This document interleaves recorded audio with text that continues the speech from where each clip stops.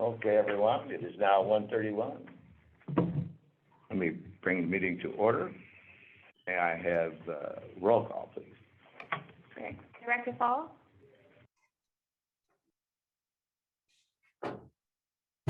Present. Director Pinella?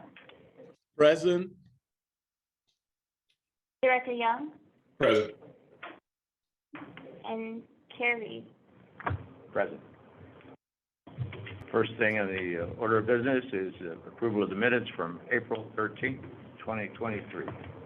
Any additions or corrections?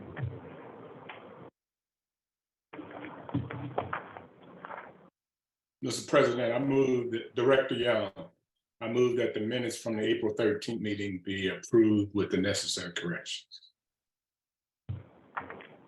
And I, Director Pinella, second. Okay, roll call, please. Director Fall? Yes. Director Pinella? Yes. Director Young? Aye. And Chair Reed? Aye. In the opinion of the chair, the ayes have it. Minutes are approved. First agenda item, Resolution 23, IDA 08, the election of officers. Mr. Morrow. All right, good afternoon, directors. So before you is the resolution to elect the officers of the IDA Board of Directors for the next annual cycle. Per the bylaws, at every annual meeting, which is traditionally held in May, the board elects its own officers. Since we had no business to conduct in May, we postponed the annual meeting to this meeting, and so we have the resolution electing the officers in the slate that you see before you and was circulated to everyone previously. Available to take any questions if anyone has any. Any questions of the members? Would there be a motion?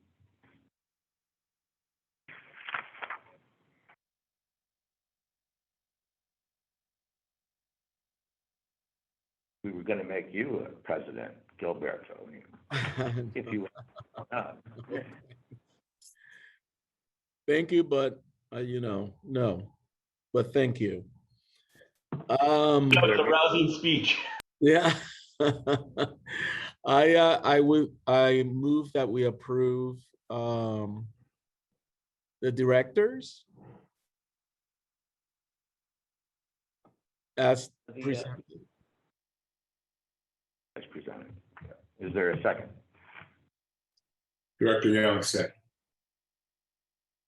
Okay, roll call, please. Director Fall?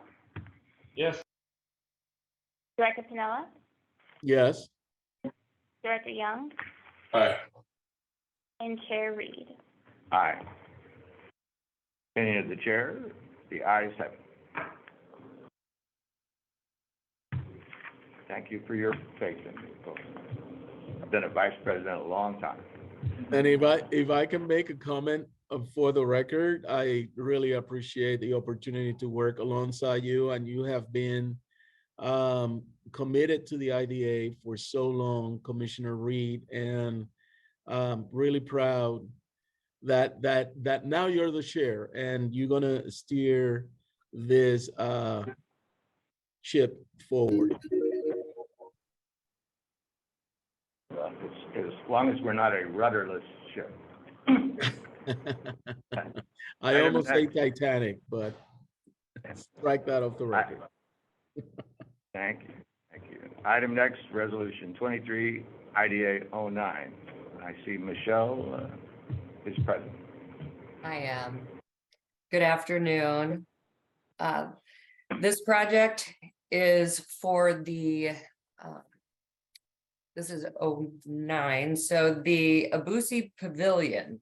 This is the preliminary approval in the inducement resolution for educational facilities refunding revenue bonds. The bond amount is up to 41.5 million. And the funds will be used for the acquisition and rehabilitation of an existing Section 8 multifamily development located at 4627 Ridgewood Avenue in the city of St. Louis. The total project cost is $77,794,407. Additional public assistance for this project are low-income housing tax credits of $29,409,000. And the developer will also be seeking a Chapter 99 property tax abatement. The developer is PCL Abusi GP. The borrower is PCL Abusi Limited Partnership. Property managers, PCL Abusi LP. Bond counsel is Waylon Watson of Gilmore and Bell. The bonds will be privately placed with a bank purchaser identified by the applicant in the future. And some additional information. Abusi Pavilion consists of 2 buildings located at 4627 Ridgewood and 4635 Ridgewood in the city of St. Louis. It is located in the Bevo Mill neighborhood, which consists of single-family homes, multifamily residential uses, and commercial uses in poor to average condition. One building is known as the Bavarian Tower and consists of a 6-story elevator surface mid-rise residential building, which contains 75 units. The second building is known as Bevo Place, which consists of an 8-story elevator service mid-rise residential building, which contains 198 units. Abusi Pavilion is an age-restricted at 62 and over, Section 8 apartment complex. Bavarian's unit mix is 54 1-bedroom, 1-bathroom units that are 577 square feet, 15 1-bedroom, 1-bathroom units that are 643 square feet, and 6 2-bedroom, 1-bathroom units that are 864 square feet. Bevo's unit mix is 168 1-bedroom, 1-bathroom units that are 599 square feet, and 30 1-bedroom, 1-bathroom units that are 648 square feet. The renovations will include, but are not limited to, patio upgrades, reframing accessible units, removing and replacing roofing, replacing windows, repairing drywall, repairing and upgrading the elevators, replacing all cabinets, repairing and replacing plumbing and pipes, replacing boilers, running new gas lines to the rooftop boiler equipment, replacing flooring in all units, replacing the kitchen ranges and ovens and adding microwaves, replacing refrigerators, repairing and repaving sidewalks, and upgrading the common areas.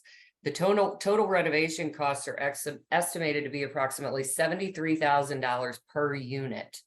The developer has completed 13 similar projects in the last 5 years across multiple states in the US.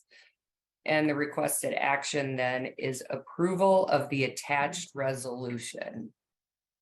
And we have representatives of the project here if there are questions.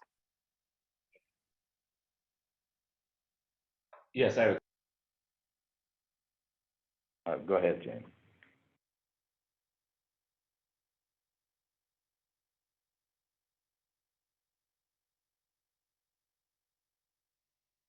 Go ahead, Director Paul. Is there a general contractor chosen for this project? Yes. Hi, everybody. I'm up here on the top row of my screen. My name is Mike Duffy. I'm Executive Vice President of Roanoke Construction. To my left is Kevin Buchek, President of Roanoke Construction. We are the selected general contractor for this work. We're based out of Normandy, Missouri, right next door to UMSL, and are currently engaged in a number of similar projects like this, both here in St. Louis and in the state of Kansas. And thank you for being here. I appreciate it. And you're familiar with these kind of projects, and I appreciate that. Are you familiar with the city and abide by as needed the city of St. Louis's required obligations for folks receiving these kind of tax supplemented fundings regarding prevailing wages and minority inclusions? Absolutely. So we are engaged in another project similar to this in the city of St. Louis right now, called the Hillville Apartments, right off of Goodfellow Natural Bridge. We've also done several other projects like this in the city. Our company's been in business for about 11 years. Prior to that, I spent about 10 years at EM Harris Construction doing similar type projects. So have done a whole lot of projects just like this in the city. And it's actually a core element of the mission of our company to ensure that the developments in which we are engaged are both contracted to, and the workers that work for the subcontractors reflect and represent the community in which we're doing our work. So this is personal for Kevin and me, and really important to the core of our business. And our record, we feel, reflects that. We have two other developments currently under construction in North St. Louis County right now. On one, we've achieved just under 60% combined participation between M and WBE, and the other one combined is at about 35% currently. I appreciate that. And in representation, are you referring to subcontractors, boots on the ground, or both, I guess? On the Because percentage, sometimes people only talk about participation, only talk about the contractors, and not necessarily about boots on the ground. So want to make sure we're looking at the whole project. you bet, absolutely. The percentages I just quoted are definitely on the contractual basis. That's how those things generally are tracked. But as I said, it's also important to us to make sure that the people that are around the building doing the work reflect the community in which they're engaged. So we do have a fair amount of participation. Now, this is all through our subcontractors. As the general, we don't employ the majority of the workforce as the subs do. But we both push for it. Yeah, we both push for and encourage that our subcontractors ensure their workers on our sites are also reflective of the community as well. I appreciate that. Nothing more, sir. Sure.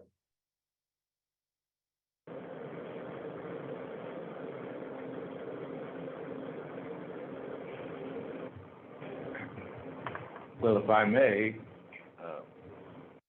I noticed there's an absence of air conditioning in your scope of work here. Are these buildings air conditioned?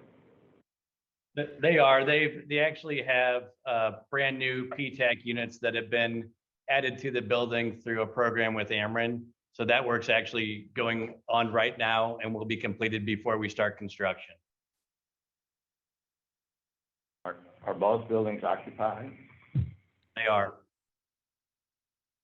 What degree? There's about a 10 to 15% vacancy across both buildings right now, primarily caused by a water infiltration issue that will be corrected through our scope of work.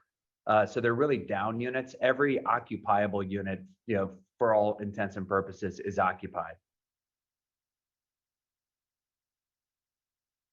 And I suppose you would have a plan to not displace who are residing currently? Yeah, correct. Every resident that's there today will remain on site during construction, and having that 10 to 15% vacancy allows us to move residents around throughout the site during construction.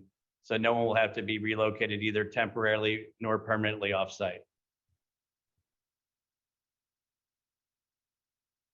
And what would be your proposed timeframe for completion? About 16 months of construction. I see. Any other further questions, members of the board?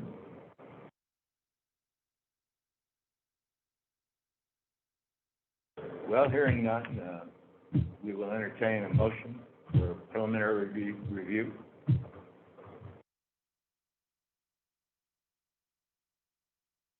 Mr. President, Director Young, I move that resolution 23 IDA 09 be approved. Is there a second?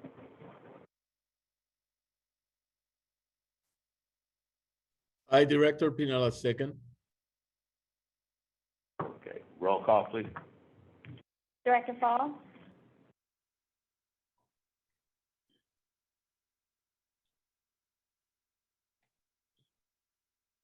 Yes. okay. Director Pinella, Yes. Director Young, Aye.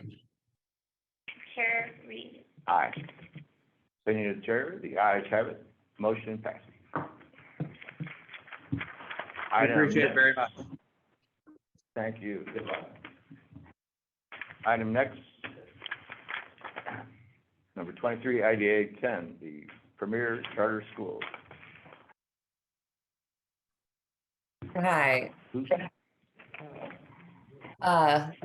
As Chair Reed said, this is for the St. Louis Charter School doing business as Premier Charter School. This is the final approval and the issuance resolution for educational facilities refunding revenue bonds. The bond amount is up to $10 million and the use is to refund the Series 2017 bonds and to extend the maturity to 2030. Total project cost is $10 million. The borrower is St. Louis Charter School, doing business as Premier Charter School, which is a Missouri nonprofit corporation. Bond counsel is Angela Odlum of Armstrong Teasdale. The bonds will be privately placed with a bank identified by the applicant.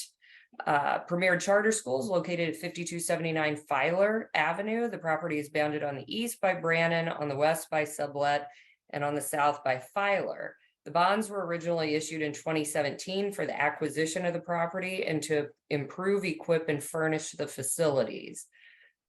A St. Louis Charter School is seeking to refund the Series 2017 bonds to extend the maturity out another 7 years to 2030. The school's been able to successfully maintain its campus facilities since acquiring them in 2017 and navigate the many challenges posed by the pandemic, where the core focus was meeting the diverse needs of students, families, and staff. Now in 23, the school's long-term strategic plan is being re-envisioned. The request to have the existing facilities revenue bond refunded through 2030 will allow the school to plan more effectively for the long term as they go into the 23 and 24 school year. So the requested action is approval of the attached resolution. And there are representatives here if there are any additional questions for this final approval. Permission to inquire? Go ahead. Thank you. This question might be for bond counsel, or maybe for our own folks. We had a renewal request for a similar thing to at our last meeting, and I questioned whether or not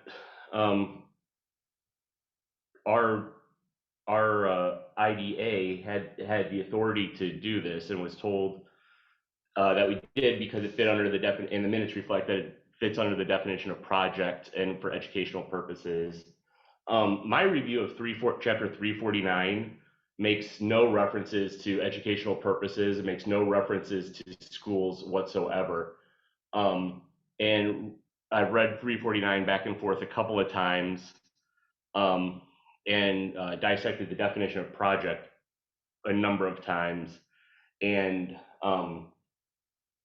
I'm not convinced, and I actually, less than not convinced, I can't find where something like this falls within the allowable acts of our board.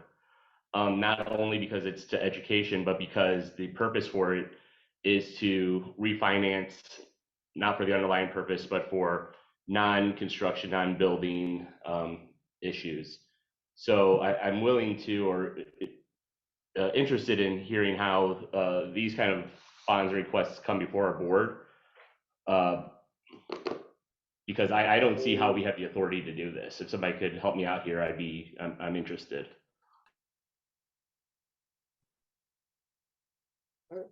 I guess I'll start. I won't. This is Robert Clark with Armstrong Teasdale. I'm filling in for Angela Odlum, my partner, who is the bond counsel on this matter. I will say that I believe that Chapter 349 and the definition of project does broadly encompass a project like this.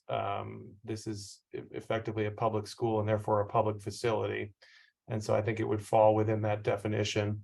Obviously, the IDA did the original financing back in 2017 for the actual construction and acquisition. and this is just refunding those. In terms of what other projects the IDA has or has not taken up in the past, I'm not sure I'm in a position to speak to. I understand that, but a public school doesn't have this process. A public school has a different process to go through for raising money and bonding. And this, I mean, I guess, is that the thing saying just, we think it's a public facility? Yes. Okay.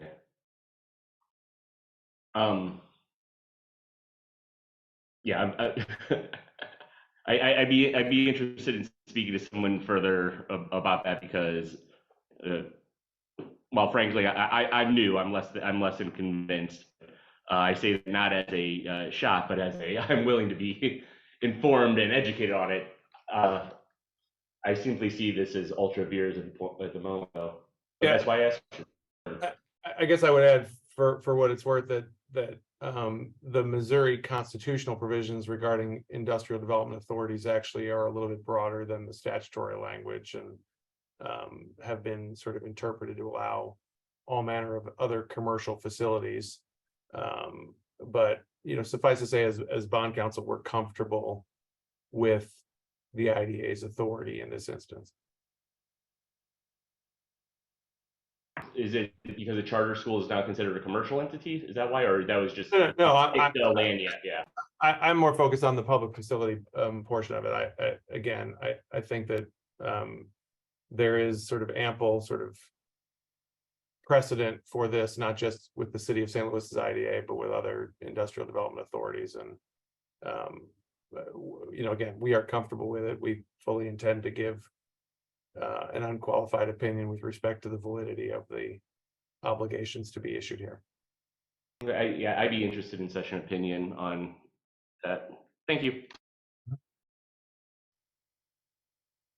James, you want to weigh in on that?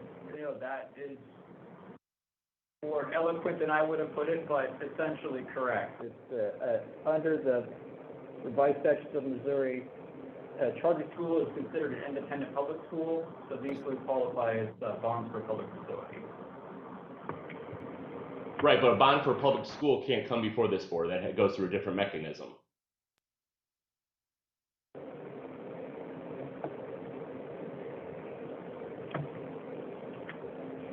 Well, this might be a good time for me to say that every one of the members has received a briefing paper about a phone-in minutes from a phone-in thing where people gave their opinions about whether or not this is a worthy thing. And we have many times since 2001 have since I came on IDA, we've refinanced a whole lot of things. Many of them just even a more favorable interest, So this just looked to me like a normal refi. No, yeah, my point is not that it hasn't happened and it doesn't happen. My point is just that of the authority to do it. That's all. I don't have any further questions, but I would like an opinion on that. I think that'd be appreciated. And just not today. Yeah, no, but just to clarify, I mean, that will be part of our opinion at closing on the issuance of the obligations. Thank you. All right. Any further questions? Well, hearing none, would there be a motion to approve?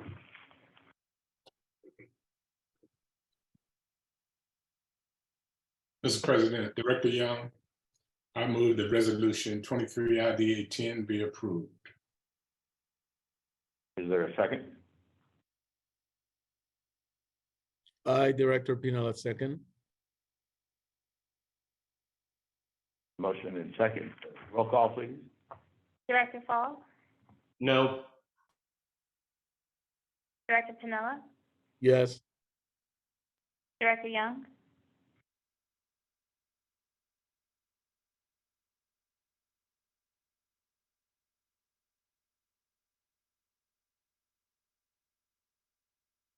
Director Young, you're on mute.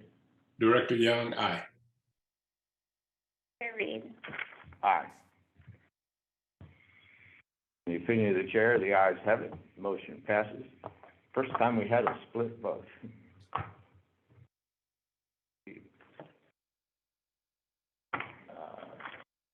Motion carried. So the next item on the agenda is open agenda. So is there anything for the good of the order? I just wanted to chime in a little bit here. We didn't have any activity this month where we earned some interest on the account. We are sitting on a large cash amount, over $500,000. That's the good news. Bad news is we owe SLDC $595,000. So between now and the end of the fiscal year, which is June 30th, a very large portion of that 518 will be going to SLDC to pay down what we owe them. That's past administrative fees that we have not paid them because we didn't have the ability. But seeing that the cash has grown that high, we will pay that down greatly. I'll probably pay 500 of the 518 out to them. And then next month, we will probably come to the board with the budget, asking this board to help support in the way of administrative agreement, support SLDC for my time and many of the people on this call's time.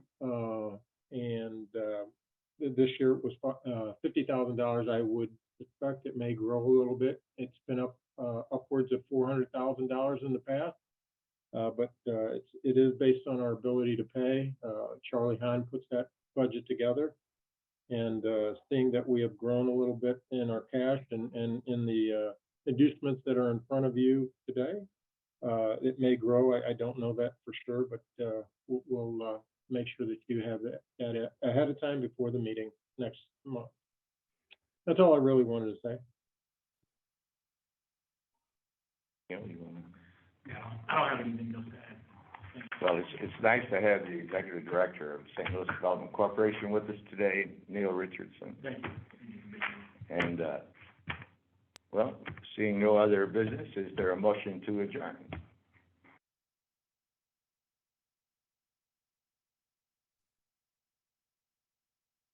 Mr. President, Director Young, I move that this meeting be adjourned. Is there a second? I, Director Pinella, second. Great, thank you. We stand adjourned. It is 2:02. Next meeting is July 13th. Thank you all. Have a beautiful day. Thank you. Thank you.